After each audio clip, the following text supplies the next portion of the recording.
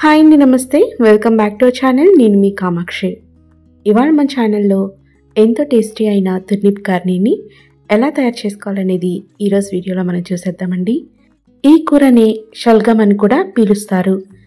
English vegetable అయిన ఈ తుర్నిప్ మనకి ఎక్కువగా వింటర్ సీజన్లో అవైలబుల్ ఉంటుంది. ఇది మీకు దొరికినప్పుడు ఖచ్చితంగా ఒకసారి ఈ రెసిపీని ట్రై చేయండి. ఇప్పుడు ఈ రెసిపీ ఎలా తయారు చేసుకోవాలనేది వీడియోలో మనం చూసేద్దాం. ముందుగా ఈ టేస్టీ కర్రీ కోసం ఇక్కడ నేను 500 గ్రామ్స్ తుర్నిప్ని తీసుకుంటున్నాను. ఇవి మనకి ఆన్లైన్లో ఎక్కువగా దొరుకుతుంటాయి. ఇక్కడ నేను 500 గ్రామ్స్ తీసుకుంటున్నానండి. చూసారు కదా, ఈ విధంగా ఉంటుంది. ఇది మనకి టేస్ట్ వచ్చేసి అచ్చము ముల్లంగి అదేవిధంగా పొటాటో రెండు టేస్ట్ కలిసి ఉంటుందన్నమాట. దీన్ని ఒకసారి శుభ్రంగా వాష్ చేసుకొని చిన్న చిన్న పీసెస్ని కట్ చేసుకోవాలి. ఇదిగోండి, ఈ విధంగా చిన్న చిన్న ముక్కలుగా కట్ చేసేస్తున్నాను. తర్వాత కుక్కర్ తీసుకొని ఇలా కట్ చేసుకున్న ముక్కలని కుక్కర్లోకి యాడ్ చేసుకోవాలి. ఇలా ముక్కలన్నీ యాడ్ చేసేసుకున్న తర్వాత ఇందులోకి నేను కొన్ని పీస్ని కూడా యాడ్ చేస్తున్నానండి. పచ్చి బఠానీలో కూడా కొన్ని ఈ ముక్కలలో యాడ్ చేసి నేను బాయిల్ చేస్తున్నాను. ఇదిగోండి, కొన్ని పీస్ తీసుకుంటున్నాను. చూసుకొని వేసుకోండి, మీకు ఎన్ని అవసరమో అన్ని పీస్ ఇందులోకి యాడ్ చేసుకోవాలి. తర్వాత ఇందులోకి తగినన్ని నీళ్ళని యాడ్ చేసుకోవాలి. ఇప్పుడు మనం బాయిల్ చేసుకుంటాం కదా, చూసుకొని నీళ్ళు అనేది యాడ్ చేసుకోండి. తర్వాత ఇందులోకి చిటికెడు ఉప్పును వేసుకుందాము. ఉప్పు వేయడం వల్ల ఈ ముక్కలన్నిటికీ కాస్త సాల్ట్ అనేది పడుతుంది. కాబట్టి లైట్గా వేసుకోండి, ఎక్కువగా కాకుండా లైట్గా వేసుకోండి. వేసుకొని దీనిపైన కుక్కర్ పైన లిడ్ పెట్టేసుకొని 2 విజిల్స్ వచ్చేంత వరకు కుక్ చేసుకోవాలి. కుక్ చేసుకొని కంప్లీట్గా ప్రెషర్ పోయిన తర్వాత లిడ్ ఓపెన్ చేసి పక్కన ఉంచుకుందాము. తర్వాత ఒక మిక్సీ జార్లోకి అల్లము అదేవిధంగా పచ్చిమిర్చిని యాడ్ చేసుకోవాలి. మీ స్పైసీనెస్కి తగ్గట్టుగా పచ్చిమిర్చి అనేది యాడ్ చేసుకోండి. అండ్ మనం తీసుకున్న కూర క్వాంటిటీ బట్టి కూడా ఇక్కడ స్పైసీనెస్ అనేది యాడ్ చేసుకోవాలి. నేను తీసుకున్నది కాస్త పచ్చిమిర్చి అనేది స్పైసీగా ఉంటుంది, అందుకే ఇంత తీసుకున్నాను. ఈ విధంగా కచ్చాపచ్చాగా గ్రైండ్ చేసుకొని పక్కన ఉంచుకోవాలి. ఇప్పుడు స్టవ్ పైన పాన్ పెట్టుకొని ఇందులోకి ఆయిల్ని యాడ్ చేసుకోవాలి. కూరకి ఎంతైతే ఆయిల్ సరిపోతుందో అంత ఆయిల్ని యాడ్ చేసుకోవాలి. తర్వాత ఇందులోకి మినపగుండ్లు అదేవిధంగా పచ్చిశనగపప్పు ఆవాలని వేసుకోవాలి.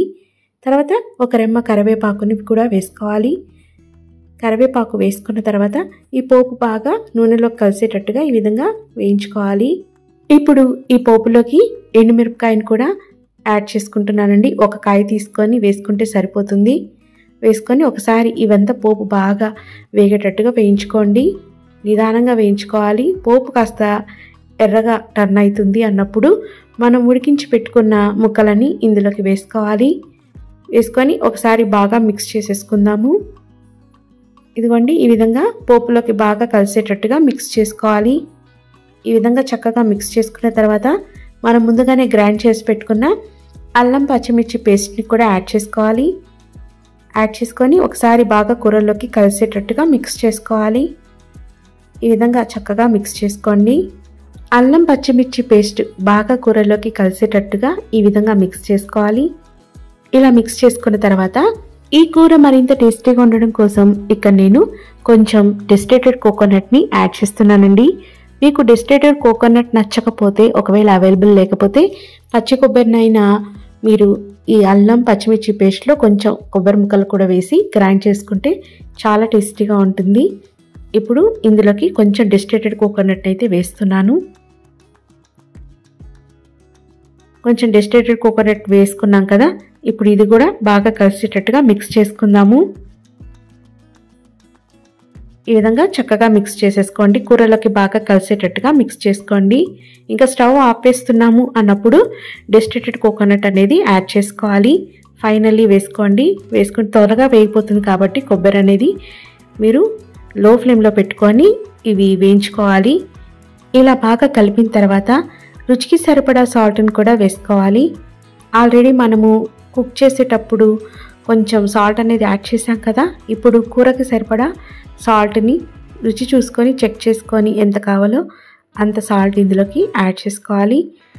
సాల్ట్ వేసుకున్న తర్వాత ఒకసారి బాగా మిక్స్ చేసేసుకొని ఇప్పుడు స్టవ్ ఆఫ్ చేసి సర్వ్ చేసేసుకోవడమే. అంతే అండి, ఎంతో రుచికరమైన తుర్నిప్ కర్రీ రెడీ. మీరు కూడా ఇది దొరికినప్పుడు తప్పకుండా ఒకసారి ట్రై చేయండి. కర్రీని చాలా టేస్టీగా ఉంటుంది. వింటర్ సీజన్లో ఇది ఎక్కువగా మనకి అవైలబుల్ ఉంటుందండి. మీకు ఖచ్చితంగా ఒకవేళ దొరికినట్లయితే తప్పకుండా ఈ కర్రీ రెసిపీని ట్రై చేయండి. మీరు ట్రై చేసిన తర్వాత ఈ కర్రీ రెసిపీ ఎలా వచ్చింది మీకు అనేది నాకు ఫీడ్బ్యాక్ ఇవ్వండి. మరి ఈ రెసిపీ నచ్చినట్టయితే తప్పకుండా లైక్ చేసి షేర్ చేయండి. మరిన్ని వీడియోస్ కోసం మా ఛానల్ని సబ్స్క్రైబ్ చేయడం మాత్రం మర్చిపోకండి. నెక్స్ట్ మంచి మంచి వీడియోస్తో రెసిపీస్తో మీ ముందుకు వస్తాను. అంతవరకు బాయ్ అండి, టేక్ కేర్.